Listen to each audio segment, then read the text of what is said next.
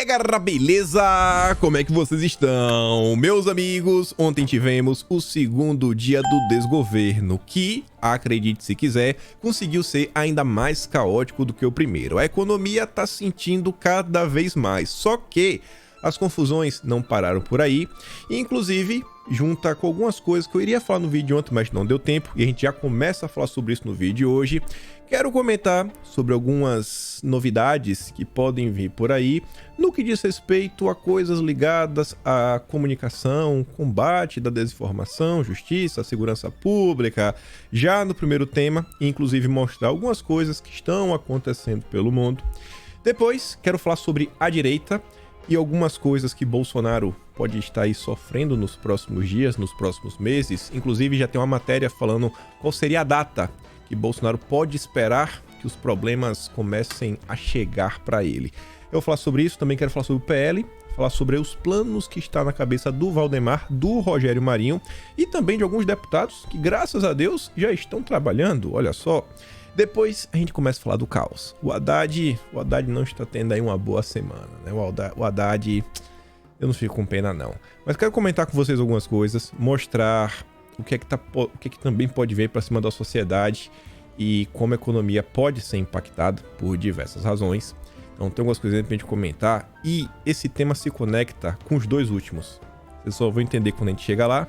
Mas o quarto tema, eu tentei construir ele ao redor de uma análise que o Eduardo Cunha escreveu na segunda-feira, que no dia de ontem fez bastante sentido, principalmente quando você junta algumas movimentações políticas do PT, uma preocupação em conseguir apoio de determinados grupos, mostrando aí que a coisa não está tão boa como eles estão tentando pintar, e algumas coisas que eles deveriam já estar pensando para tentar não deixar a economia ir pro buraco, porque seria um grande problema para eles, mas eles estão deixando de lado.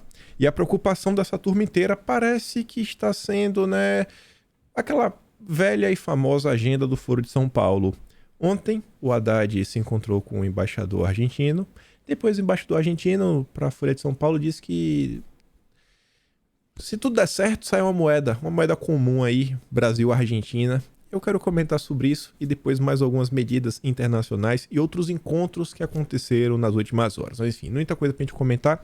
Espero que dê tempo de falar sobre tudo. Não sei se vai dar tempo de falar desse último tema, senão a gente comenta amanhã. Mas vamos começar com isso daqui. A CNN noticiou de uma forma assim, bem de boa. Eu acho isso sensacional.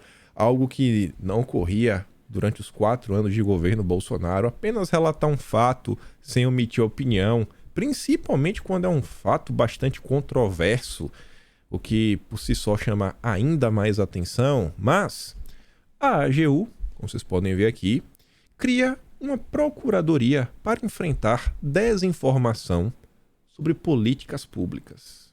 Rapaz, como é que é isso?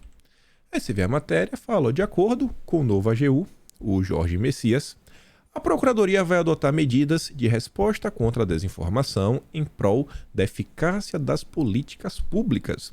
O órgão também atuará na retomada da harmonia entre os poderes. E aí, quando você olha o artigo 47 do decreto, caberá à Procuradoria, esse decreto é maior, eu só peguei aqui o inciso 1 e 2, acho que deve ser o parágrafo em 2 o inciso, porque o segundo é o que diz respeito à desinformação, que eu quero me debruçar nesse primeiro momento. Fala o seguinte, ó: representar a União judicial e extrajudicialmente em demandas e procedimentos para resposta e enfrentamento à desinformação sobre políticas públicas. Eu acho que isso daqui já é o suficiente para a CNN, no mínimo, questionar o que é desinformação sobre política pública. O que é? Ainda mais quando tá com a esquerda por aí. Você dá uma olhada aqui. Bruno Souza, ele é deputado estadual, não sei se é de Santa Catarina. O Fernando Urich é um cara mais à direita, né? Mais liberal. O Bruno fala o seguinte, palavras do Bruno, deputado estadual, não minhas. Decreto acaba de criar a Procuradoria Especial para processar quem criticar políticas públicas.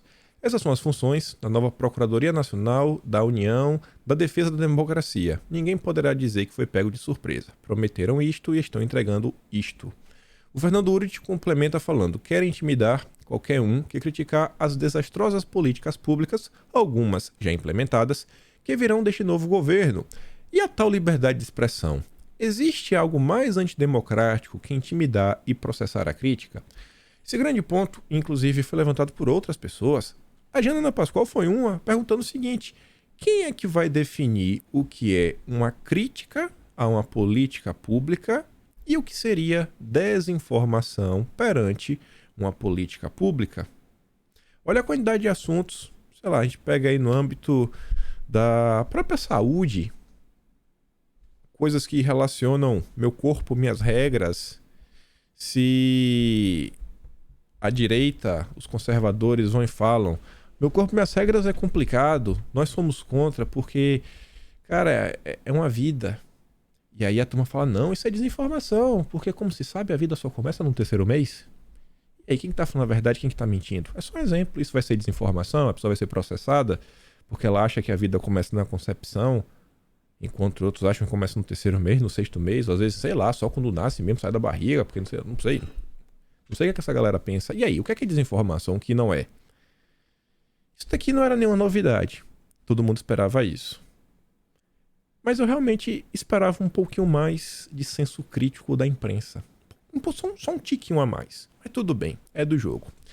Quando eu vejo isso daqui, e eu gosto de olhar também em determinados pontos o que está acontecendo ao redor do mundo, porque muita coisa não é exclusivo do Brasil. A gente tem que olhar de forma um pouco mais ampla, até para tentar entender e falar: cara, o que é que está sendo aplicado em outros locais que levou a dar errado e como algumas pessoas conseguiram combater determinadas coisas. Você vê, ó, Jordan Peterson, vocês devem conhecer, cara bem famoso, psicólogo. O Colégio de Psicólogos de Ontário exigiu que eu me submetesse a um retreinamento obrigatório de comunicação em mídia social com seus especialistas, por, entre outros crimes, retweetar, ele coloca lá o nome do perfil, e também criticar o Trudeau, né, que é o presidente, e seus aliados políticos. E aí, o que é que pode acontecer? Algo assim similar no Brasil? Uma punição mais ou menos nessa linha? Aqui é só um exemplo, que eu acho que é bacana. A Dependente traz essa thread amanhã, não vai dar tempo no vídeo de hoje, mas saiu mais uma informação que envolve o Twitter Files. O Elon Musk responde, na verdade ele tenta resumir um pedaço da thread em um dos tweets. A agência governamental dos Estados Unidos exigiu a suspensão de 250 mil contas. Não é 250 contas no Twitter, é 250 mil, incluindo jornalistas e autoridades canadenses. Continuando, voltando para o Brasil, na SECOM, Paulo Pimenta promete comunicação sem cercadinhos e combate às fake news. Também comentamos aí sobre a secretaria que estará dedicada a fazer esse monitoramento das redes sociais e tudo mais. Também ficamos nos questionando, cara, o que vai ser monitorado? O que será monitorado? Qual será o intuito disso? Meio complicado, quais seriam as punições para quem pisar fora da linha? E aí veja, esse tema também, né, a desinformação, é um problema que assola o mundo. Teremos em breve aí o Fórum Econômico, lá em Davos. E esse perfil aqui, Wall Street, ele coloca a nota, né, que fala o seguinte, né, que o Fórum Econômico vai discutir como combater a desinformação no seu encontro agora de 2023. Tá no foco do encontro esse tema, a desinformação. Você vê que é algo que assola o mundo. E o Wall Street Silver, ele pontua o seguinte, que ninguém desse grupo foi eleito. Ninguém foi eleito. E eles, sem nenhum cargo eletivo, vão discutir como podem censurar melhor o que consideram ser desinformação, que é o que circula nas redes sociais. E depois ele dá alguns exemplos que envolvem a questão da área da saúde. Outra coisa que eu acho que tem a ver com mídia, comunicação, né, controle, regulamentações, punições. New York Times. O Zelensky assinou uma legislação que expandiria significativamente o poder regulador do Estado sobre a mídia noticiosa. Uma medida que os jornalistas alertam que corroerá a liberdade de imprensa. Basicamente, ele pode falar quem pode funcionar e quem não pode funcionar. Corta o sinal e já foi. Tudo pelo bem A democracia é o Estado democrático de direito. E voltando para o Brasil, lembra um pouquinho, né, os poderes... Quer dizer, lembra não. Já imaginou se o Estadão tivesse os poderes do Zelensky? Editorial. O país tem um novo governo. Precisa agora, o quanto antes, de uma nova oposição, que as vozes autoritárias se calem. Só faltou falar que sejam caladas. É preciso construir novos consensos que sejam de fato solução e não retrocesso. Eu só separei 2 parágrafos. O problema revela-se em toda a sua dimensão quando Dilma anuncia o que vai fazer em seu governo. Ontem, ele não deu nenhuma oportunidade para se pensar que ele entendeu os erros das administrações petistas passadas e que almeja, em seu 3º mandato, fazer algo diferente. O presidente prometeu revogar o teto de gastos, ao qual qualificou de estupidez, mas não disse o que pretende colocar no lugar. Disse que vai alterar a reforma trabalhista, ignorando que se trata de um dos grandes avanços dos últimos tempos. Reafirmou seu credo no papel indutor do Estado, prometendo bancos públicos e Petrobras alinhados nessa empreitada. Nada disso gera boas lembranças. Ontem, o Dilma disse que deseja honrar a confiança e corresponder à esperança do eleitor. Não há como fazer isso com a pauta petista de governo. Nas urnas, o eleitor não deu aval à estatolatria lulopetista. Ele apenas negou a Jair Bolsonaro um 2º mandato. Basta ver o tamanho modesto da bancada da esquerda no Congresso na próxima legislatura. Além disso, foi justamente a agenda do PT que gerou a crise política, social e econômica que desembocou na eleição de Bolsonaro e na qual o país continua imerso. Você vê que eles conseguem identificar inúmeros erros. E esses erros não são novidade. Durante o pleito, todo mundo sabia que esse seria o caminho a ser seguido. Mas eles preferiram destruir Bolsonaro, destruir a figura de Bolsonaro, colocar o Brasil em risco para eles se tornarem a oposição. Eles se tornarem a oposição. É a única forma, né, dos lindos e cheirosos continuarem comandando o Brasil, ditando para onde devemos ir, para onde não devemos ir, etc. e tudo mais. Então, que tipo de oposição que eles estão querendo criar? No final do dia, assim, tudo o que eles estão falando já vinha sendo dito. Realmente, a direita tem que ser calada, porque senão a imprensa, no máximo, vai falar mais do mesmo. Isso daqui, para qualquer pessoa de direita, assim, cara, isso aí tá sendo dito já tem mais de 6 meses. Aí fica difícil nascer uma oposição, né? Com 6 meses de atraso. Então, se faz importante, talvez, o silêncio de algumas vozes. Mas vamos continuar. Pega esse primeiro tema, para a gente falar mais especificamente de Bolsonaro e um pouco mais da direita. Flávio Dino assume com promessa de pente fino em inquéritos sobre os atos. Segundo ele, fala dele, ele falou com o delegado Andrei, que é o novo comandante da Polícia Federal, no sentido de que todos os inquéritos relativos aos crimes contra o Estado Democrático de Direito, né, tudo mais, etc., atos hostis contra poderes constitucionais, deverão ser trazidos ao diretor-geral para que ele examine. A ordem é para que tentemos regular o andamento dos inquéritos abertos e para que os inquéritos ainda não instalados sejam instalados. Eu me refiro desde o bloqueio de estradas no dia seguinte do segundo turno. É dever da PF apurar esses crimes, declarou o novo ministro da Justiça. Existe um aceno claro. Cara, eles vão olhar e se acharem irregularidades, a confusão está feita. Tinha saído a matéria antes da virada do ano, no dia 29, que falava o seguinte: qual seria a prioridade da Polícia Federal, né? Na verdade, do futuro diretor-geral da Polícia Federal ao chegar no cargo. A primeira missão é resgatar a institucionalidade. A Polícia Federal é uma polícia de Estado que não deve proteger nem perseguir. Nenhum nem outro, né? Institucionalidade. A priori era um bom aceno. E aí, no dia de ontem, sai essa nota. E aí, faço alguns levantamentos e pequenas reflexões, que é o seguinte. Flávio Dino anuncia primeira missão da Polícia Federal no governo. Turma aí, não é de hoje, vem fazendo alguns acenos, vem rolando algumas coisas, algumas falas. A esquerda vem num coro grande aí, falando que quer inclusive prender Bolsonaro. Estão tomando ações para isso acontecer. E no dia de ontem, houve um vídeo bastante compartilhado nas redes sociais, onde as pessoas não receberam nada bem um ministro. Não dá pra falar que ele foi bem tratado ou que foi coisa assim. Ele foi maltratado. Vamos falar assim, na boa, sem nenhum problema. E pessoal, olha só.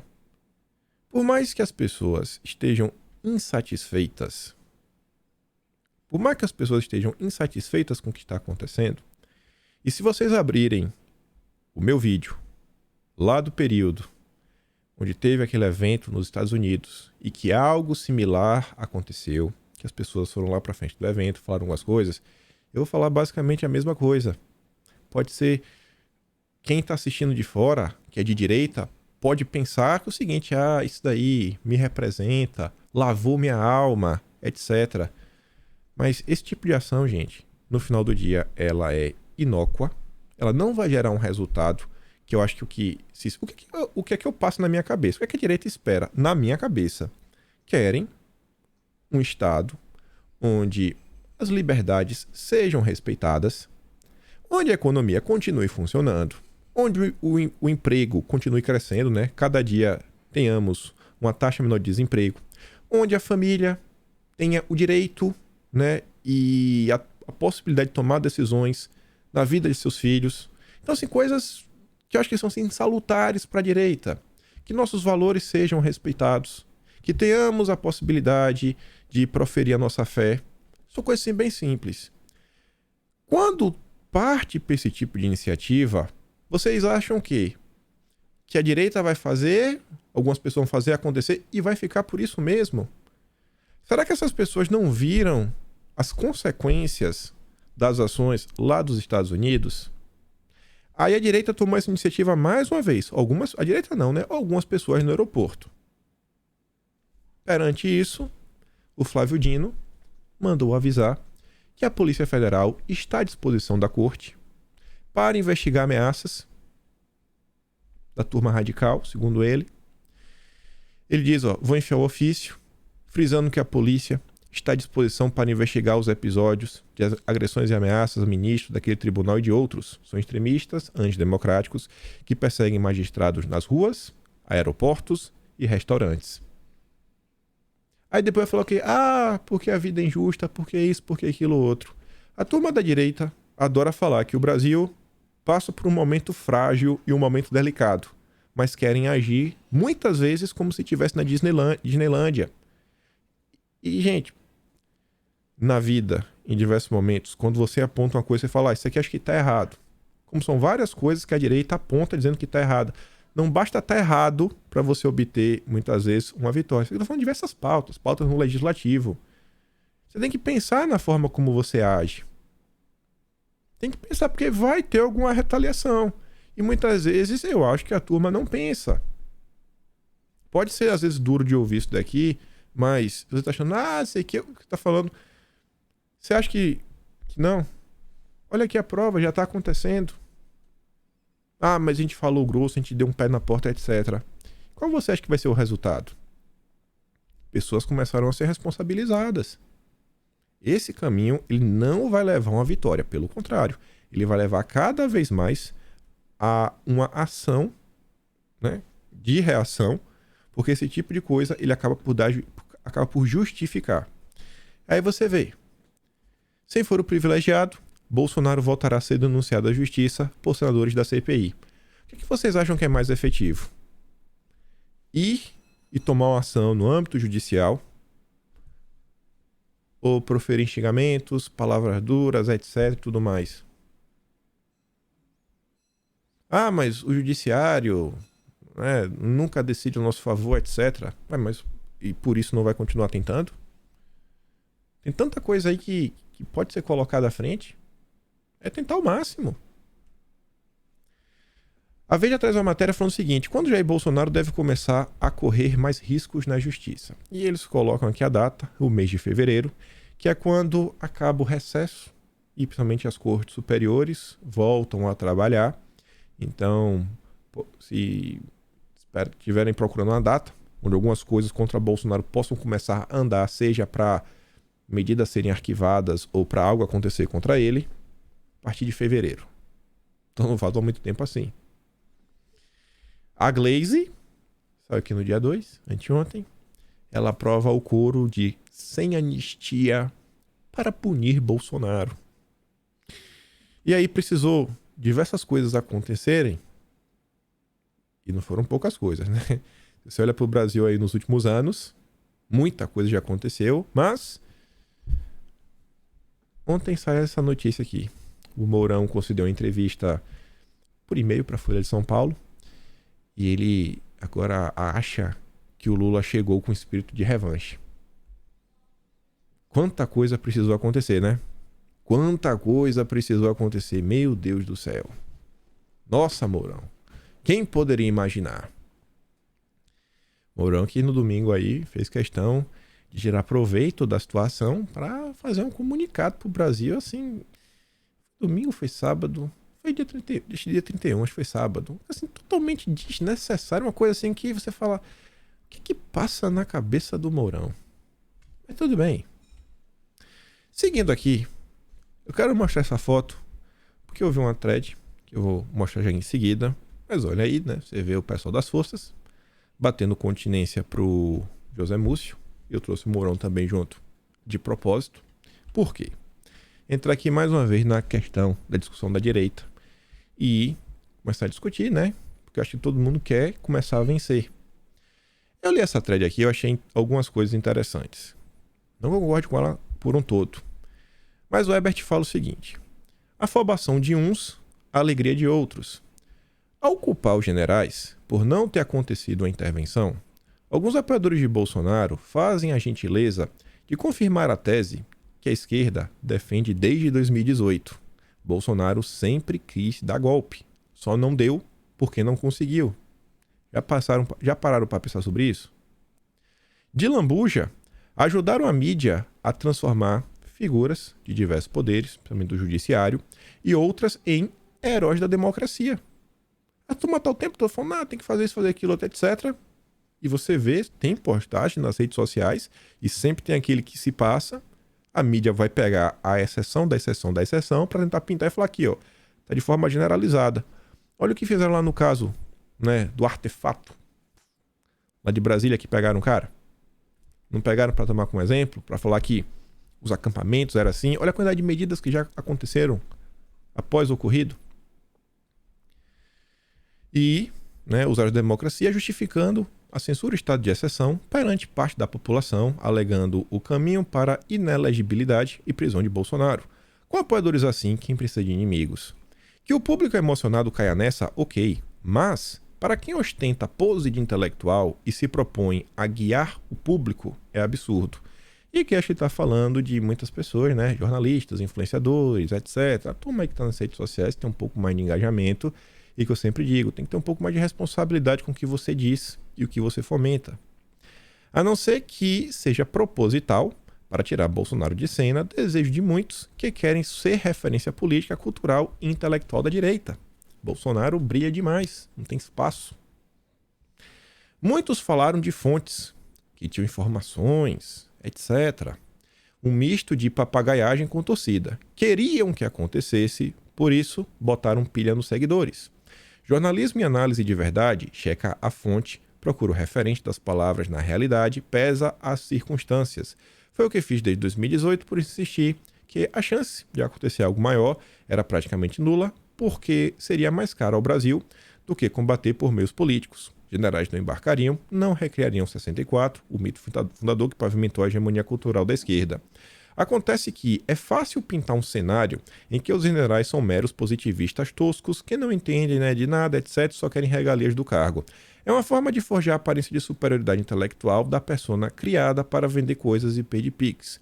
Isso não significa que os generais são gênios, mas sim que há um abismo de preparo entre quem tem mais de 40 anos sendo testado numa carreira exigente e quem começou a falar de política outro dia usando táticas de marketing digital, muitas vezes até imitando Olavo, o que Olavo tinha de mais hiperbólico. Mas, para quem não quer admitir quem se enganou os outros ou fez torcida disfarçada de análise, resta direcionar a frustração do público às forças, a Bolsonaro ou qualquer outra coisa. Vale tudo para manter o engajamento do público que busca novas ilusões e fórmulas mágicas. Vale até mudar o discurso, falar em longo prazo, base intelectual. Essa é uma vantagem de ser papagaio do Olavo. Você pode dizer que dá para resolver em meses com desobediência civil e fechando partidos, ou que a solução é a cultura e demora 30 anos conforme a conivência. Não era óbvio que pedir ação, uma ação, geraria uma reação? Você está avisando publicamente, faz isso, faz isso, faz isso. Ninguém achou que ia ter uma reação? Ninguém achou que ia ter uma reação que os que pediram não tinham condição de sustentar? Ou alguém achou que os alvos da ação ficariam sentados olhando? A conta da afobação será cara. Chegou a hora de quem estimulou isso mostrar tal coragem. Aí pega isso tudo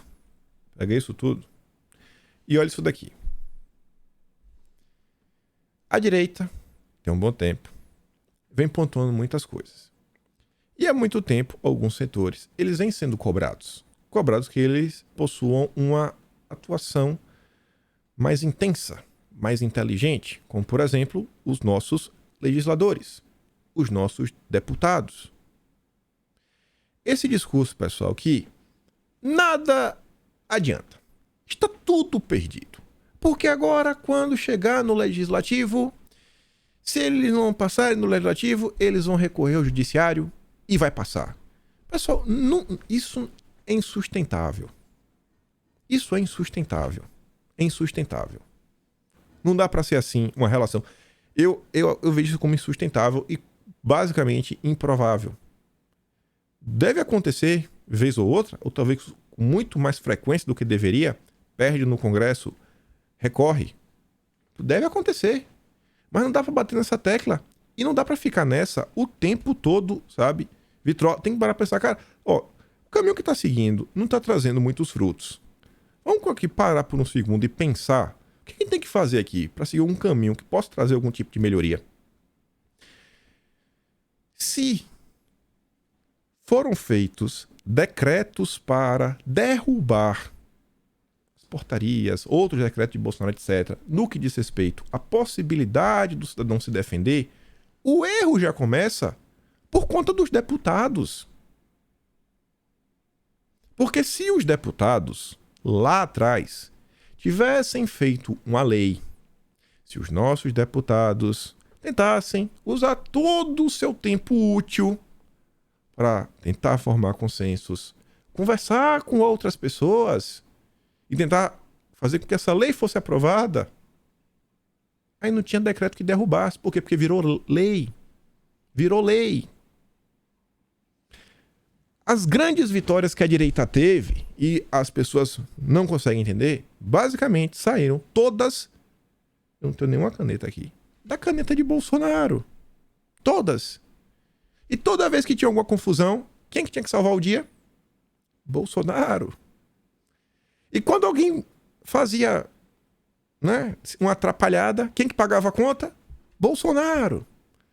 Então no final do dia tudo ficava na mão de uma pessoa só. Agora tem a questão dos decretos. Graças a Deus, aqui é uma das coisas que estão pensando em fazer. O Sanderson está fazendo aqui um PDL que susta os efeitos da canetada do Dilma. Não, vamos voltar para o que estava. Isso aqui é uma ação. Não é só fazer, agora tem que ir atrás, formar a maioria e conseguir pautar isso daqui. Isso é uma iniciativa. Até Kim Kataguiri do MBL também está preparando, mas acho que o Kataguiri está preparando um projeto de lei para garantir que vai ter acesso a comprar munição, etc e tudo mais. Pega isso daqui também. Olha isso daqui, do mesmo tema. Marcos Pelon, eleito. Não tomou posse, é eleito. O Marcos Pelon, que é líder do ProArmas, minimizou a iniciativa, mas afirmou que estuda medidas jurídicas para frear as mudanças, como ações coletivas na Justiça ou no Congresso. Foi bem menos da paulada que eu imaginava que viria. No dia 2 de fevereiro, tem algumas medidas a serem tomadas via legislativo para tentar conter a destruição total. Pega essas duas, soma com essa daqui também. O Rogério Marinho, ele está apenas eleito, não tomou posse, não está empossado. PL prepara plano B, caso Marinho não decole para a presidência do Senado. O PL vai dar até dia 15 de janeiro para o Rogério Marinho trabalhar em torno de sua candidatura, ver se realmente tem força para bater de frente. Porque se não tiver força para bater de frente, olha só, se não tiver força para bater de frente, bom, peraí, quantos votos nós temos? Tem força, que é para quê? O PL já é a maior bancada. E aí vê se tenta pegar. Ele articula a retirada da candidatura dele para negociar comissões importantes. A CCJ, tudo passa por lá. Ou a CAI, que é a Comissão de Assuntos Econômicos. Que basicamente qualquer projeto que tem impacto econômico passa pela CAI. Além de um espaço na mesa diretora. Então não é abrir mão por nada. O Rogério Marinho não está eleito. Não está empossado, desculpa. Não está com mandato. Se o plano for concretizado, o partido, que já se declarou como oposição ao presidente, pode dificultar a vida do governo, já que as principais pautas e indicações a cargos com avaliação do Senado passam por esses colegiados. Eu trouxe tudo isso porque, desde o ano passado, diversas coisas estão acontecendo. Diversas coisas. Diversos políticos foram cobrados. E diversos deles já vieram com um discursinho mole. Ai, mas eu ainda não tomei posse. É um canalha. Quem tá falando isso é canalha, vagabundo. Ele não precisa estar com papel para estar fazendo diversas coisas. Sem o mandato, sem a caneta, óbvio. Ele não pode estar escrevendo um PDL, uma coisa ou outra. Ele não pode.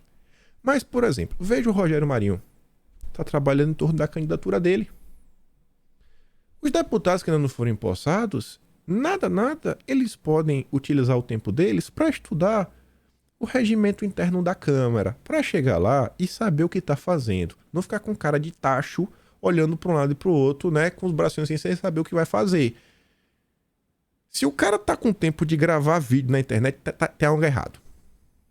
Tem algo errado, irmão. Tem algo errado. Tem algo errado. Você tem que estar estudando, perder a sua vida. Sem brincadeira. No máximo, no final de semana, tem direito de comer uma pizza com a família. Se tiver família, porque se for solteiro, nem isso. Tem que estar trabalhando. Se resolveu se candidatar para um cargo e foi eleito, no momento que o Brasil vive, acabou a brincadeira. Não é brincadeira. Não, acabou. Eu não quero fazer comparação que, mas o do pessoal é pior que eu. Não.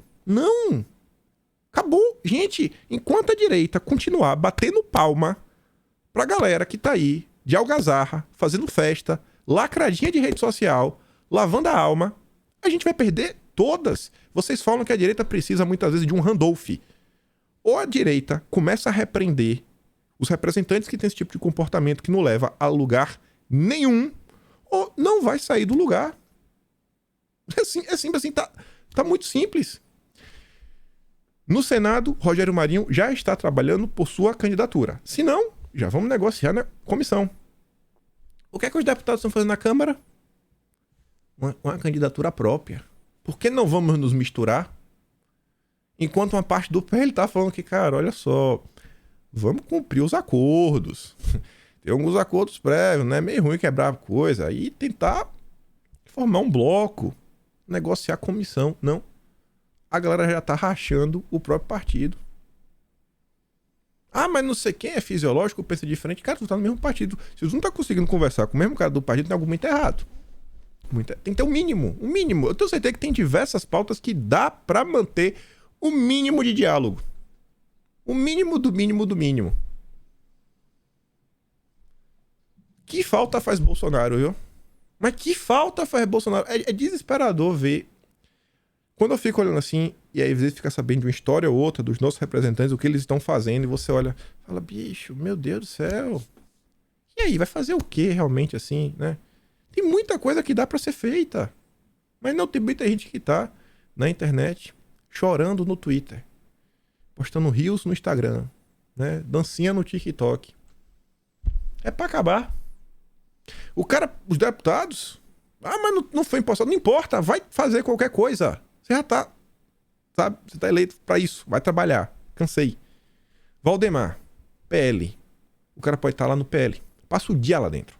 Tenta entender o partido. Vira amigo de todo mundo. Sai da internet. Sai. Não quero mais ver tua cara. Você viu, ó. Olha o que tá passando na cabeça do Valdemar. Eleição em 2024. Eu tenho certeza que se tu conversar com o Valdemar, ele pode não ter um plano completo. Mas algumas diretrizes ele já tá pensando. Algumas coisas que ele espera que Bolsonaro faça pro PL crescer já tá na cabeça dele. Alguma coisa ele já tem. Se pegar o deputado pela mão, o que é que eles têm na cabeça de 2024? Deve ser assim, eu quero ser prefeito tal lugar, eu quero ser isso, aquilo outro. Por quê? Ele pode sair, né? Ele pode disputar e voltar. Se perder, não acontece nada. É com certeza o que tá passando na cabeça, é tipo senador, né? Vai ter vários senadores, como por exemplo o próprio Mourão, não duvide, seu Mourão, seu Sérgio Moro, querer ser candidato a presidente a todo custo em 2026, porque se perder, nada acontece, eles voltam pro Senado. É lindo demais, então qualquer tipo de candidatura para governador, não tem ninguém besta. A turma tem que começar a trabalhar. Olha a indicação de Valdemar. Gravou um vídeo ontem, falou, vai ser oposição. O PL está discutindo internamente a questão do estatuto. Sai da internet, deputados. Vai lá, trabalha em torno do estatuto. Coloca o partido mais à direita. Alguma coisa tem que ser feita. E ficar na internet lacrando não é solução. Eu vi ontem algumas pessoas cobrando alguns deputados. E tinha gente nos comentários falando, mas ele não tomou posse ainda. Gente do céu. Olha o que vocês estão defendendo. Vocês estão defendendo o direito do cara de ficar de barriga pra cima em casa. Enquanto a esquerda tá vindo com tudo pra cima, talvez, do único cara que fez algo real, concreto, duradouro, que estão tentando destruir a todo custo pelo Brasil, que foi Bolsonaro. Coitado de Bolsonaro, viu? Na boa. Mas vamos voltar. Vamos falar da carreta furacão. Bolsa caiu 9% e perdeu 546 bilhões de reais em valor de mercado desde a eleição do Dilma. Valor leva em consideração todas as empresas listadas na B3 e é equivalente a quase 4 vezes o valor da PEC do rombo, segundo a plataforma Trademap. Prejuízozinho basicão. Aí veja, tem aquela passada de pano. A Miriam Leitão, olha que manchete. Entenda a queda do mercado depois do bom discurso do Haddad. Já para dar a entender que o mercado é malvado. O Haddad fez um discurso tão bom, mas o mercado caiu. Aí qual a justificativa dela? Conversei com a área política e com a área econômica, né, do PT, e na verdade tem menos conflito do que parece. Ela tentando reduzir o conflito. Só que os sinais foram de uma desautorização do Haddad. Na minha avaliação, na avaliação óbvio que é dela, né? Porque ninguém em sã consciência pensa assim. Não houve essa desautorização. E era mesmo difícil começar subindo impostos. Mas a maneira como foi anunciado e a MP que deu 1 ano para o diesel e o gás de cozinha, além de 2 meses para a gasolina, acaba representando que parte do corte que o Haddad disse que faria fica adiado. Não foi isso que aconteceu. O Haddad foi bem claro. O governo não vai assinar. O governo não quer desonerar. Ele foi claro. Extremamente claro. Extremamente claro. E as notícias da época ainda falaram que a gente espera que o preço da gasolina vai cair porque o petróleo deve cair internacionalmente. Balela. O Haddad foi tratorado. E não manda em nada. E esse que é o grande problema. Também no discurso do Dilma, alguns sinais que preocupam o mercado. Além da revogação dos processos de privatização de 8 estatais, a fala do presidente trouxe a bandeira tradicional do PT, como a nacionalização da produção, o que, quando excessiva, acaba distorcendo a economia. Lembrando o projeto que levou o Brasil a não se integrar às cadeias internacionais de produção. Só que aí, para fechar o artigo e tentar proteger o Dilma e o Haddad, a Miriam Leitão, assim como a Vera Magalhães, invoca a Bolsonaro. Estes são ruídos iniciais que podem ser esclarecidos ao longo do tempo. O mercado financeiro está mais sensível a qualquer palavra fora do tom neste momento.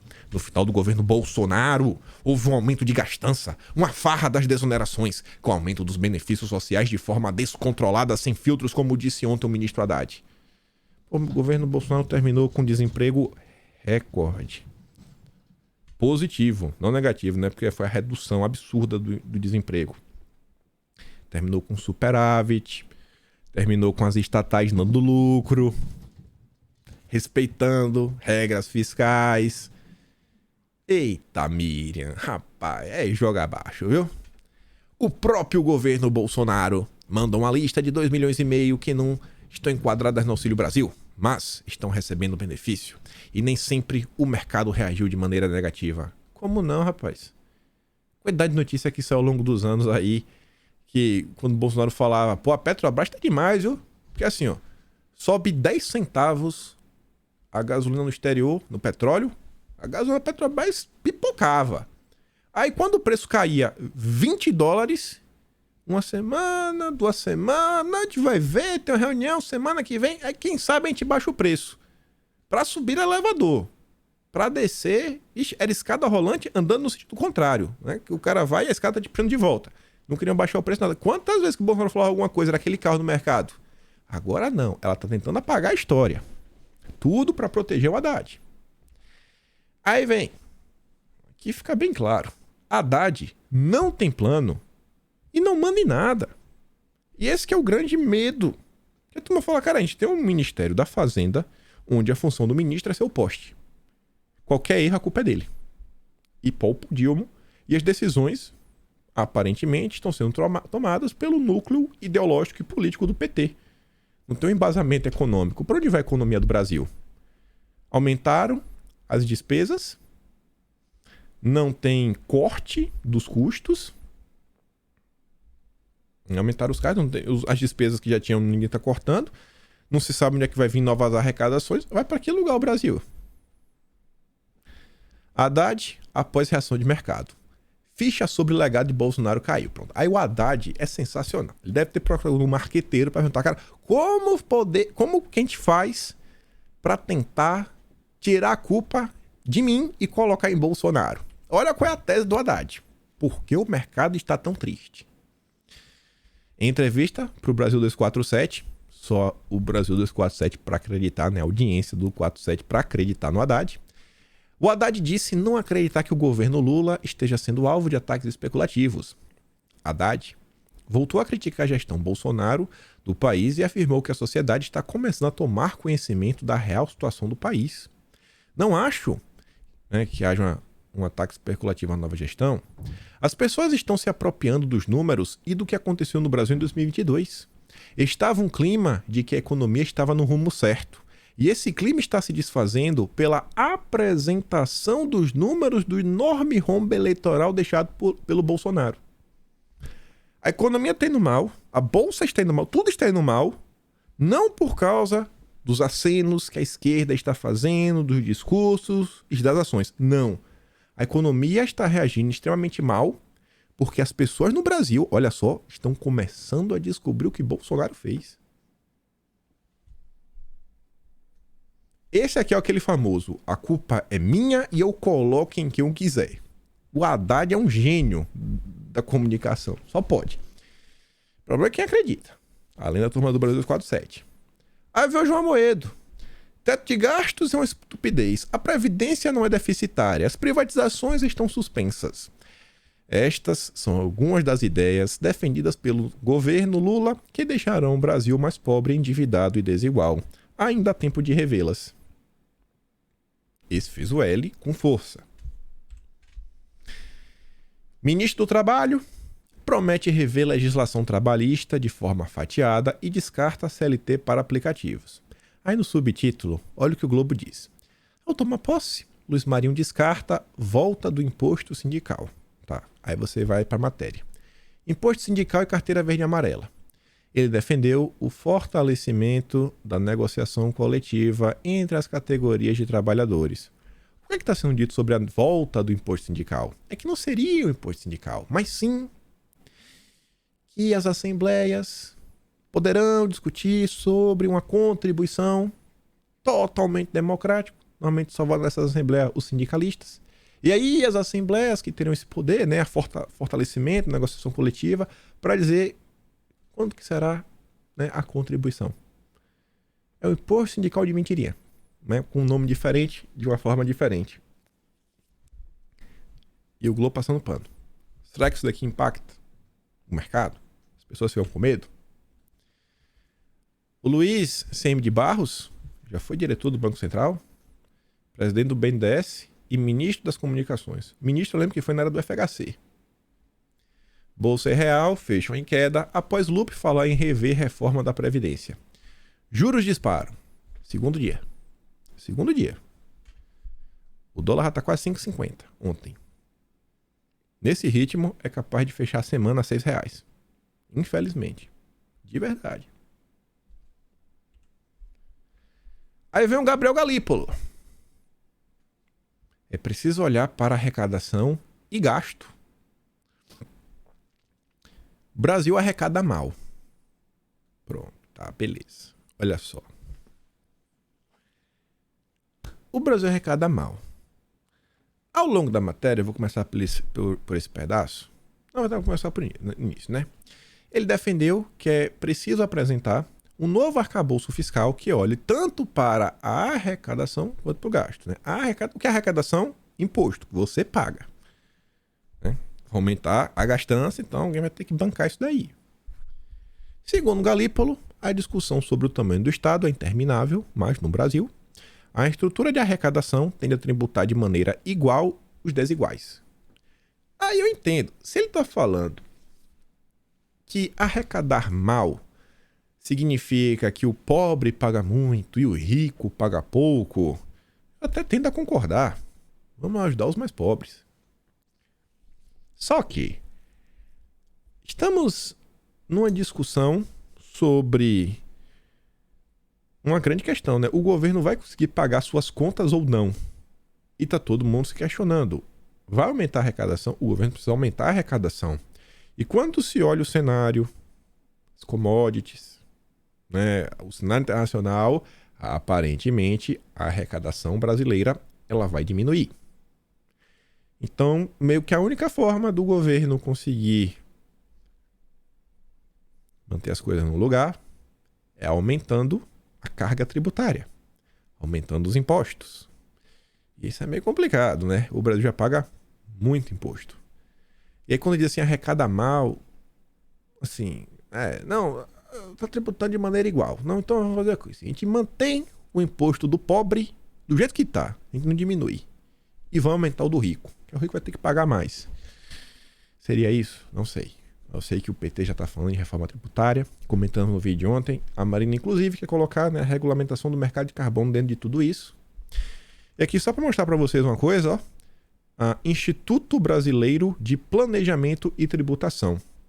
Brasil escala ranking mundial das maiores cargas tributárias. Caso o Brasil integrasse o rol de membros da OCDE, composto de 33 países, estaria ocupando o 14º lugar no ranking geral dos países com o maior percentual de carga tributária, 34,5%, segundo dados divulgados pelo IBPT, que é o Instituto Brasileiro de Planejamento Tributário.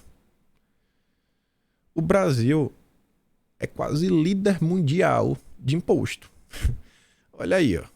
Só perde para a República Tcheca, Alemanha, Luxemburgo, Eslovênia, Hungria, Noruega, França, Áustria, Finlândia, Bélgica, Itália, Suécia e Dinamarca. Estamos deixando os países desenvolvidos no chulé. Então, quando se fala que arrecada mal, me pergunta em relação a quê? Vai aumentar ainda mais a carga tributária no Brasil? Aparentemente é bem alta. Aí que vem. Segundo Haddad, transição ecológica é oportunidade de reindustrialização. Estranho, viu? Um governo verde e woke. Aí pega tudo isso e olha como se complementa numa análise aí que o Eduardo Cunha traz e mais alguns movimentos, que inclusive o Haddad já está fazendo, e como tem tudo para dar errado. Lula 3 ameaça repetir a Dilma 2. Lula 3, um pouco semelhante a Lula 1, começa inchando a máquina pública e aumentando o número de ministérios, de 23 para 37. Única e exclusivamente para ter cargos, né, para distribuir para a turma deles e, principalmente, formar uma frágil composição política. incapaz de dar uma maioria sustentável no Congresso, além de trazer raros nomes com luz própria que passem a ideia de eficiência de seu governo. Aí lista lá os partidos da esquerda. Estes estão com basicamente 27 ministérios, que são os partidos aliados, e aquela turma que não é filiada a nenhum partido, mas é de esquerda. Esses ministros aí. E ainda somando os partidos que são de esquerda, mas aliados que não foram contemplados com nenhum ministério. No total, são 140 deputados. E isso são 27 ministérios. Aí sobra 10.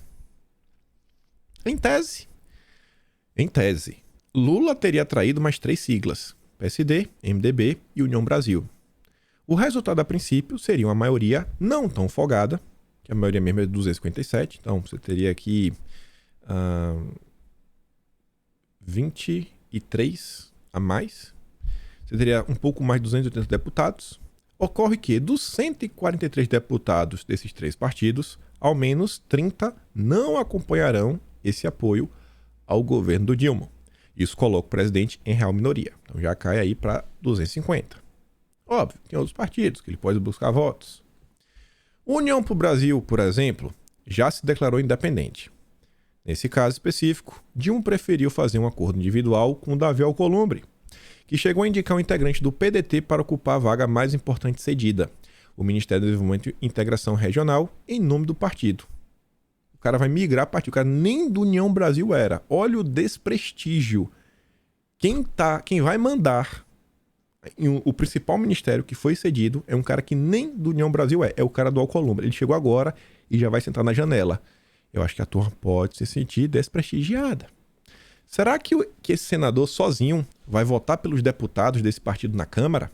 Santa ingenuidade.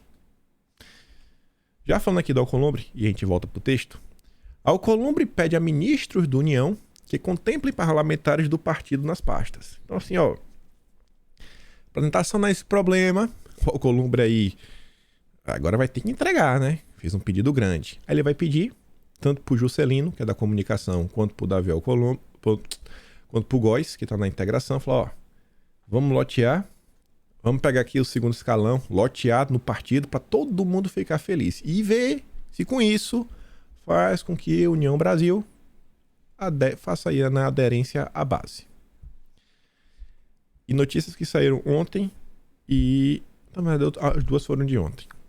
Líder do governo na Câmara, né, José Guimarães, ele critica o Randolfo Rodrigues por cobrar a União Brasil. Precisamos articular muito e falar menos. O senador da Rede havia dito que partido aliado deveria entregar no mínimo 60% dos votos da legenda no Congresso em troca de ministérios. Já começou a briga. Já começou a cobrança. Lembra do vídeo de ontem da Gleisi Hoffmann falando que se não tiver, será revisto e quem sabe aí, né, em menos de 6 meses já podemos ter uma dança das cadeiras dos ministérios? A ameaça já foi feita. Líder do governo defende diálogo com Arthur Lira. Lula não é ditador. Jacques Wagner, líder do governo no Senado, minimizou o desgaste com a União Brasil. Então você vê que já virou um problema. Já virou um problema.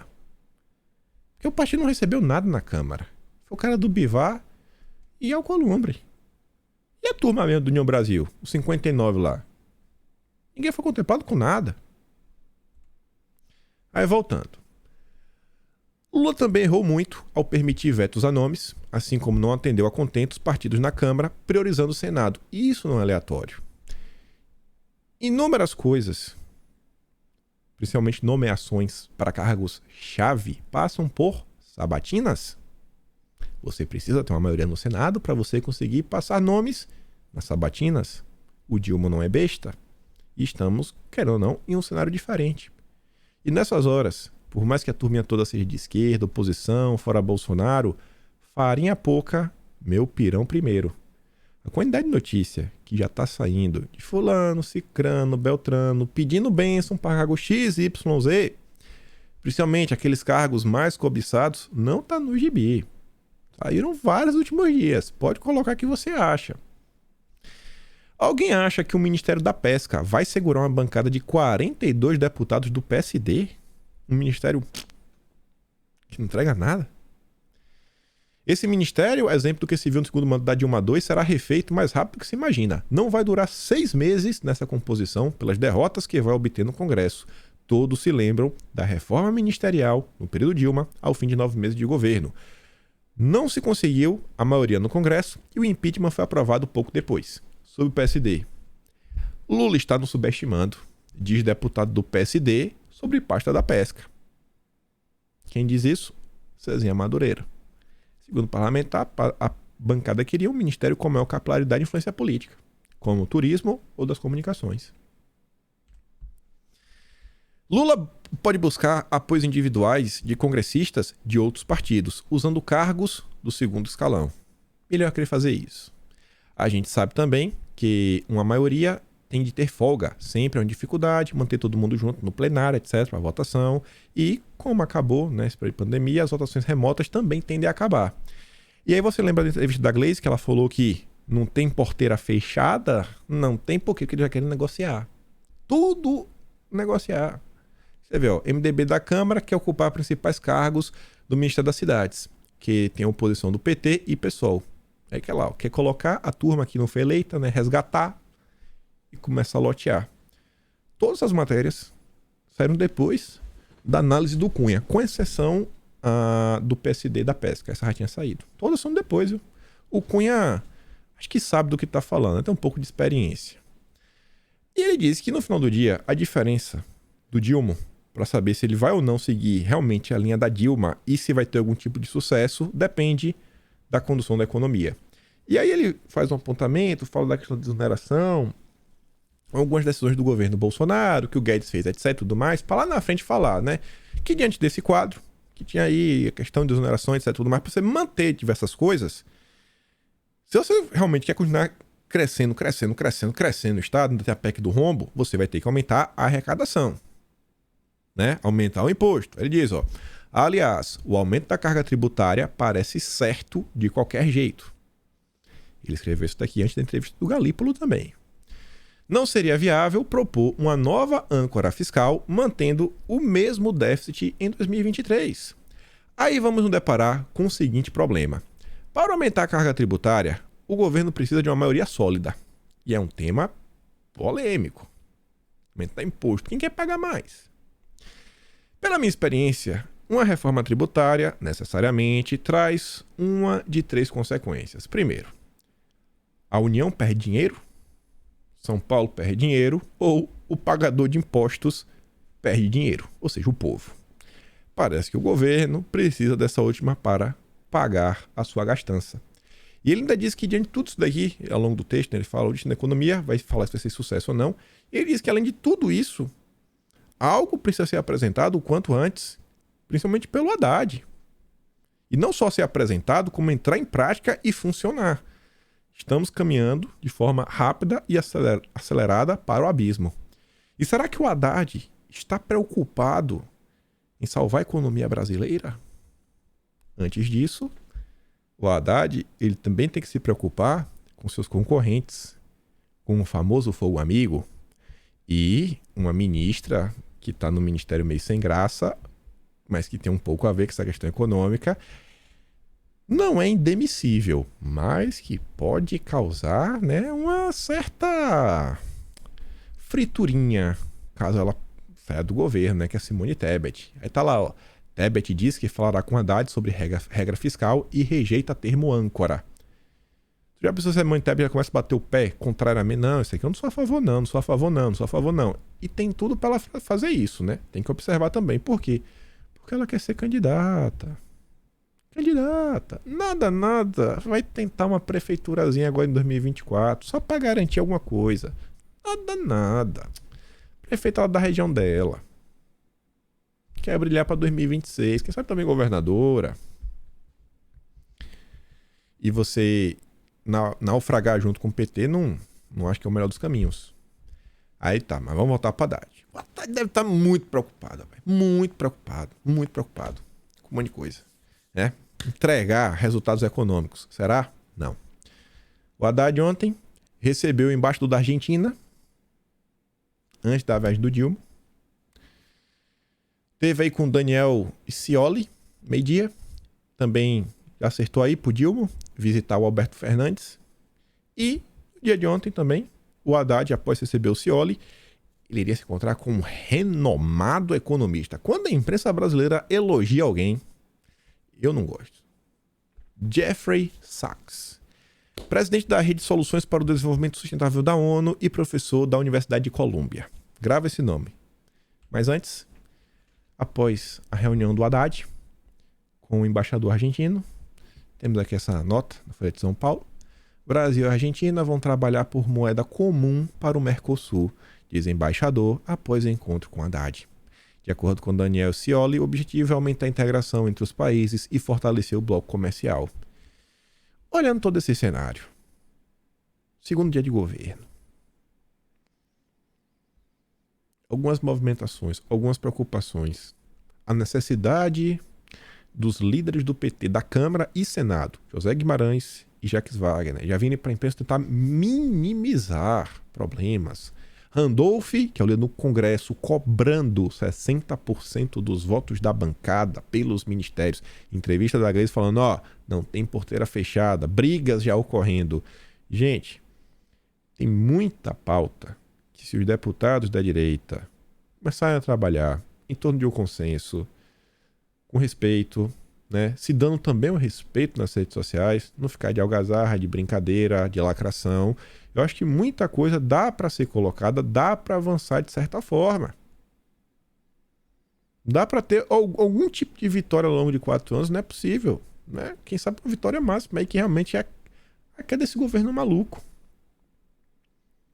Estão caminhando pro abismo.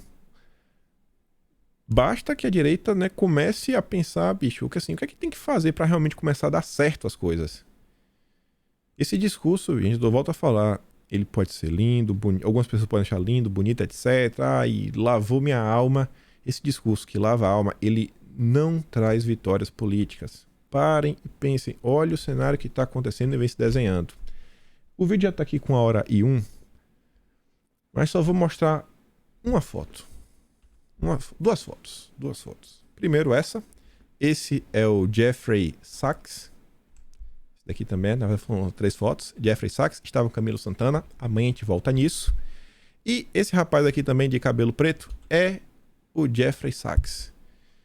Quem tiver com tempo e paciência hoje, dá uma pesquisada aí. Sachs e Soros. Veja a mágica acontecer.